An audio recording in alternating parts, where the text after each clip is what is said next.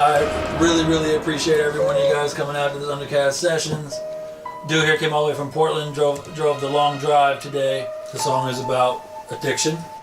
Watch this song be the only one that fucking like blows up and is like sells like an actual fucking song. Who the fuck is this guy? I'm gonna ride off that positive vibe. I mean, I like it, man. But, No, but I'm just saying, like, you're like 20. Positive vibes. Good for you. I'm 37. Yeah, I'm 31. We're like. You're like what, 21? Yeah, so see, he's still. You know, I turned 36. He just found his dick. You know what I'm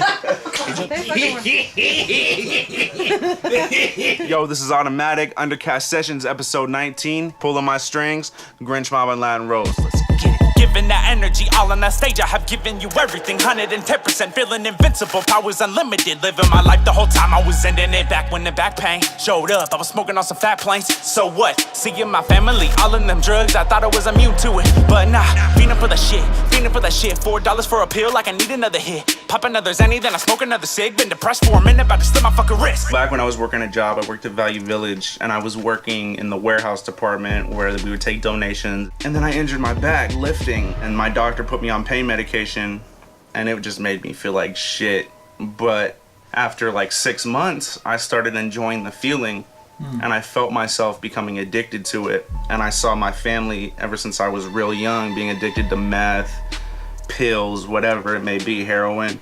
I was just thinking to myself, like, I don't want to be another person in my family that was gonna go down in flames because of addiction. How old are you, bro? 21. When did this happen? Say like 16, 17. This song really meant a lot to me to get that out there, because it is possible to get off of your addiction, and it is possible to overcome that. You just gotta believe in yourself and be mentally strong. I just need the eyebrows movement. I need to, like, you know what I mean? Like the top half of your face is boring. Overexpressed facial expressions. All I want is motherfucking passion. So let's see if we can make And that. eyebrows. Fleek those eyebrows down. Flick them out. You gotta put a little squinch in there. You see that? Yeah, but look hard on it, like you mean something. Use your eyebrows. Have you used those before? Yeah, a couple times. Show me.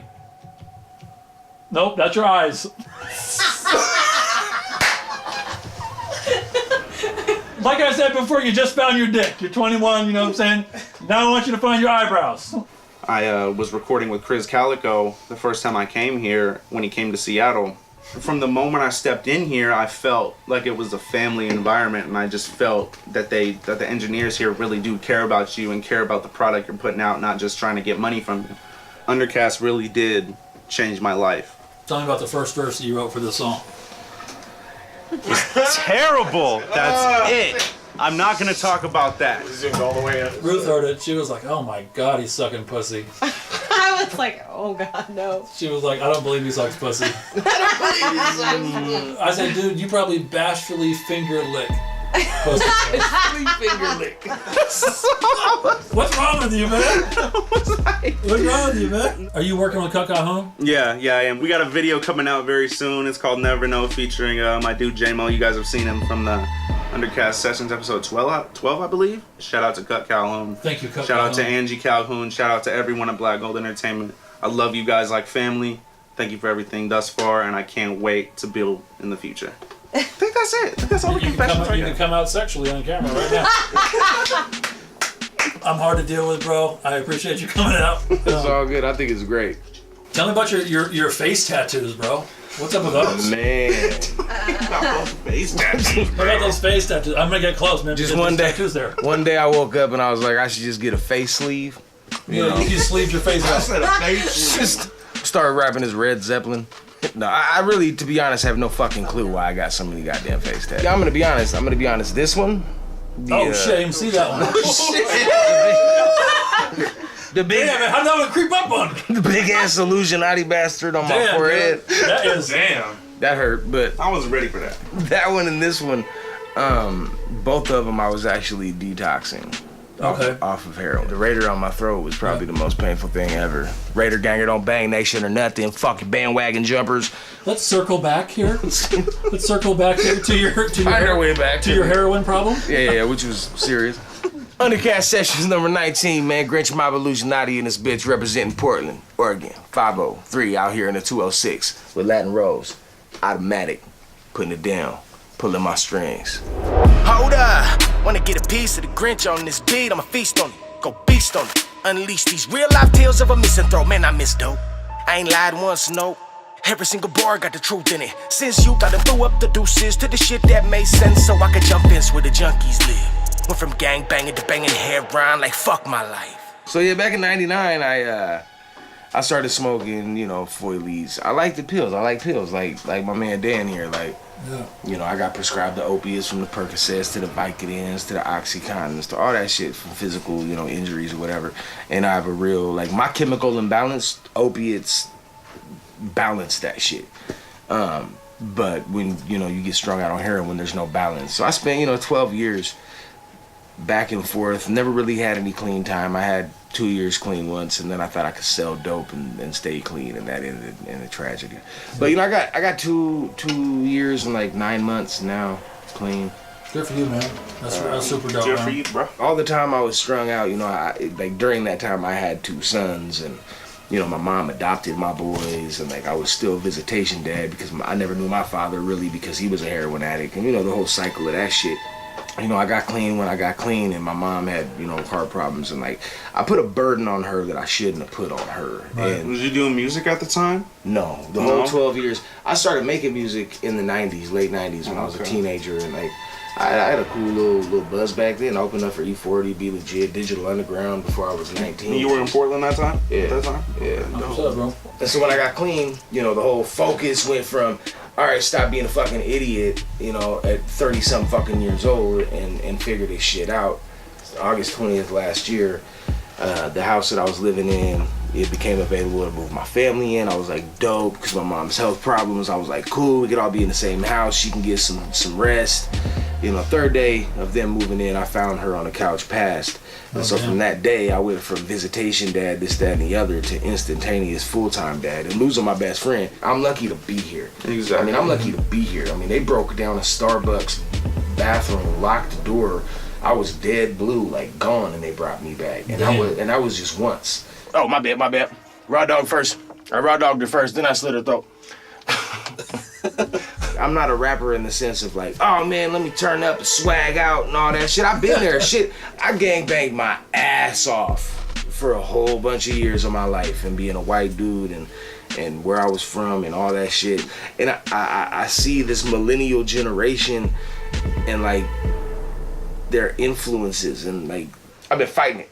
Yeah. Y'all don't know what real is. You have no idea what real is. You listen to this weird shit. Lil Wayne got everybody thinking they're blood, and like I'm just like, calm the fuck down and sit the fuck down and listen to what you listen to and bump what you bump. But take a minute to bump some Me Against the World. This generation, Lil Yachty, Lil Uzi, whatever the fuck their names are, that's their Tupac. That's their Right, Biggie. That's their legends. I don't even listen to much rap. Like, I mean, like, I really don't. Like, my favorite album of all time is Journey's Greatest Hits. And my favorite... look, my favorite song of all time is A Change Gonna Come from Sam Cooke, and my favorite band all time is Leonard Skinner. Undercaste Sessions, episode 19. This is Latin Rose. Pulling my strings. Los quiero mucho. Pulling my strings, pulling my strings, pulling my strings. It's pulling my strings. It's calling my name, calling my name. I'm falling again. It's pulling my strings, pulling my strings, pulling my strings. I said it's pulling my strings. It's calling my name, calling my name. I'm falling again. Whether it be alcohol or pills or heroin. I've seen a lot of my family members struggle with it, and friends. And I know I keep going back to my mom, but my mom is one of the most important people in my world. She didn't come here for me to be a cokehead, for me to be a pill popper, for me to just be mediocre. I hope, and let's knock on wood, that I never have an addiction other than my music and, the gym. You're hoping for that addiction. I'm hoping for that addiction. But, Are you addicted? Nick, the dude walked out, he made the beat. It's got a tritone in it. This is like a normal fifth. He's dropping his fourth in it.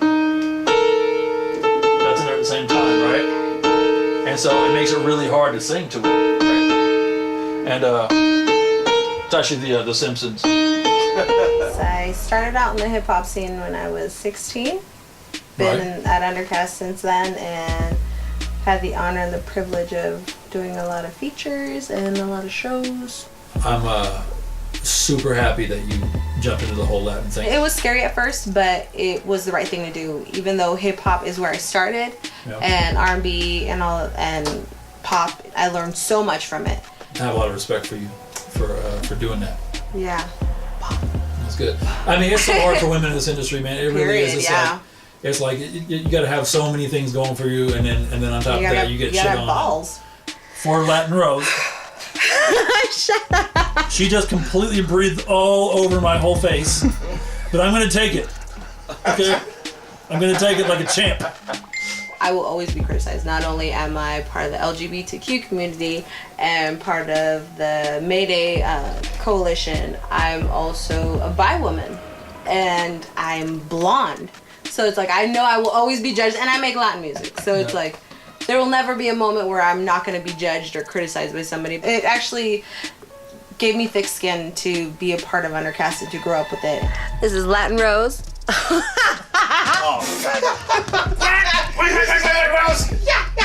I saw some stuff online about you doing some Univision shit. What's that all about? I've actually been nominated as a writer, in Spanish, compositor, for Univision as the category. This is a pretty big deal for you. It's pretty exciting. So this is as a writer, like as a songwriter, not as a as a songwriter, yeah. Writer, okay. This is your home. Like, this is where you guys come. So for you guys to have me come out, I think it's dope. I really appreciate it. Yeah, thanks for coming. My mom's birthday is 7/11. It's coming up. It's been fucking me up. I love you, Mom. Rest in paradise. I want to give a shout out to Undercast, this whole situation, because having me is dope. It's humbling, all it is. Shout out to Automatic. Shout out to Latin Rose.